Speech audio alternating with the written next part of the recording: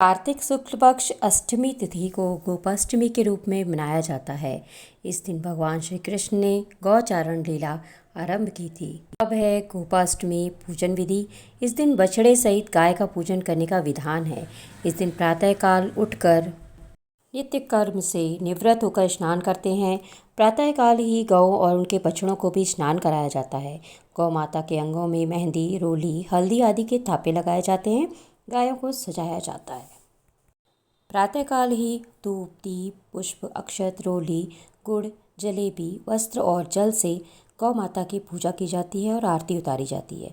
पूजन के बाद गौ ग्रास निकाला जाता है। गौ माता की परिक्रमा की जाती है। परिक्रमा के बाद गौओं के साथ कुछ दूर तक चला जाता है। श्री कृष्ण की गौचारण लीला क्या होती है? भगवान ने जब छठे वर्ष की आयु में प्रवेश किया तब एक दिन भगवान माता यशोदा से बोले, मैया अब हम बड़े हो गए हैं। मैया यशोदा बोली, अच्छा लल्ला, अब तुम बड़े हो गए हो तो बताओ अब क्या करें? भगवान ने कहा, अब हम बछड़े चराने नहीं जाएंगे, अब हम गाय चराएंगे। मैया ने कहा, ठीक है, बाबा से पूछ लेना। मैया के इतना कहते ही झट से भगवान नंद बाबा से पूछने पहुंच गए। बाबा ने कहा, लाला अभी तुम बहुत छोटे हो, अभी तुम बछड़े ही चराओ। भगवान ने कहा, बाबा अब मैं बछड़े नहीं गाय ही चराऊँगा। जब भगवान नहीं माने तब बाबा बोले, ठीक है लाल, तुम पंडित जी को बुला लाओ, वे गौचारण का मुहूर्त देखकर बता देंगे। बाबा की बात सुनकर भगवान झट से पंडित जी के पास पहुँचे और बोले, पंडित जी आपको बाबा ने बुलाया है, गौचारण का मुहूर्त देखना है, आप आज का ही मुहूर्त बता देना, मैं आपको बहुत सारा माखन दूंगा। पंडित जी नंद बाबा के पास पहुँच गए और बार बार पंचांग देखकर गणना करने लगे। तब नंद बाबा ने पूछा, पंडित जी क्या बात है, आप बार बार क्या गिन रहे हैं? पंडित जी बोले, क्या बताएं नंद बाबा जी, केवल आज का ही मुहूर्त निकल रहा है, इसके बाद तो 1 वर्ष तक कोई मुहूर्त नहीं है। पंडित जी की बात सुन नंद बाबा ने भगवान को गौचारण की स्वीकृति दे दी। भगवान जो समय जो कार्य करें, कोई भी कार्य करें, वही शुभ मुहूर्त बन जाता है। उसी दिन भगवान ने गौचारण का आरंभ किया और वह शुभ तिथि थी कार्तिक मास में शुक्ल पक्ष की अष्टमी। भगवान के गौचारण आरंभ करने के कारण यह तिथि गोपाष्टमी कहलाई। माता यशोदा ने अपने लल्ला का श्रृंगार किया और जैसे ही पैरों में जूतियां पहनाने लगीं तो लल्ला ने मना कर दिया और बोले, मैया यदि मेरी गौएं जूतियां नहीं पहनती हैं तो मैं कैसे पहन सकता हूँ?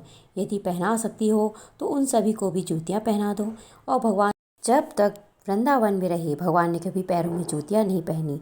आगे आगे गाय और उनके पीछे बांसुरी बजाते भगवान, उनके पीछे बलराम और श्री कृष्ण के यश का गान करते हुए ग्वाल गोपाल, इस प्रकार से विहार करते हुए भगवान ने उस वन में प्रवेश किया।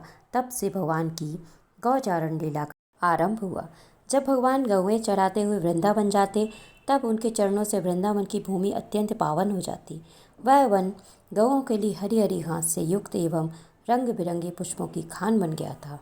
ये थी गोपाष्टमी की कथा। कार्तिक शुक्ल पक्ष की अष्टमी तिथि को गोपाष्टमी का पर्व मनाया जाता है। जैसा कि मैंने आपको बताया, सौभाग्य वृद्धि के लिए लोग इस दिन गौ माता का पूजन करते हैं। धर्मशास्त्रों के अनुसार गौ माता के शरीर में सभी देवी देवताओं का वास होता है।